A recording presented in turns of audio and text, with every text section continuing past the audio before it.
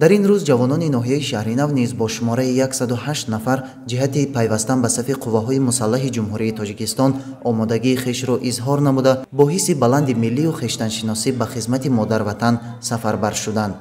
рӯзи даъватшаванда бо баргузории чорабинии тантанавӣ оғоз гардида, табрикоти самимӣ ва дуои неки волидон ба фарзандон барои хизмати арзанда кардан ба меҳани аҷдодӣ ироа гардид. ҳимояи марзубуми кишвар ва нигоҳ доштани оромию осудагии мамлакат аз худшиносӣ, худогоҳӣ ва садоқат ба давлату миллат, инчунин ватандӯсту меҳанпараст будани ҳар як ҷавони мамлакат дарак медиҳад.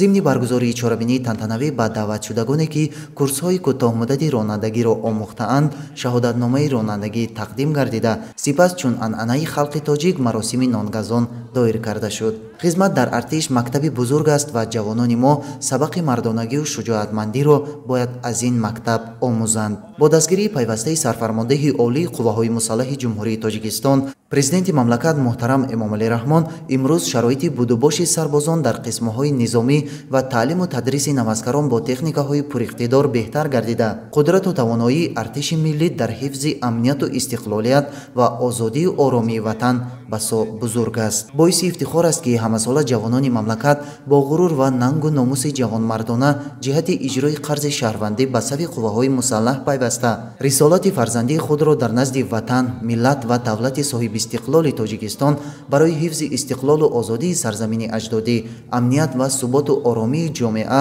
бо ҳушёрию зиракӣ ва дар сатҳи баланди касбӣ иҷро менамоянд. падару модарон бошанд бо ифтихор ва сари баланд фарзандони шуҷою далери худро бо эътимоди комил ба хизмати модар ватан сафарбар менамоянд. зеро шароиту имконоти фароҳам гардида дар қисмҳои низомӣ ба рушди тарбияи ҷисмонӣ, тайёрии ҷангӣ, тактикаи омодагиҳо дар сафи қувваҳои мусаллаҳи мамлакат ба ҷавонон нерӯ ва тавоноӣ бештар мебахшад. бинобар ин ҷавононро мебояд беш аз ҳар вақти дигар сарҷам бошанд, саъю талоши худро ба хотири ҳимояи арзишҳои миллӣ, ҳифзи истиқлолу озодӣ, манфиатҳои давлату миллат ва амнияту ободии ватан равона намуда, хизмати модар ватанро сарбаландона иҷро намоянд.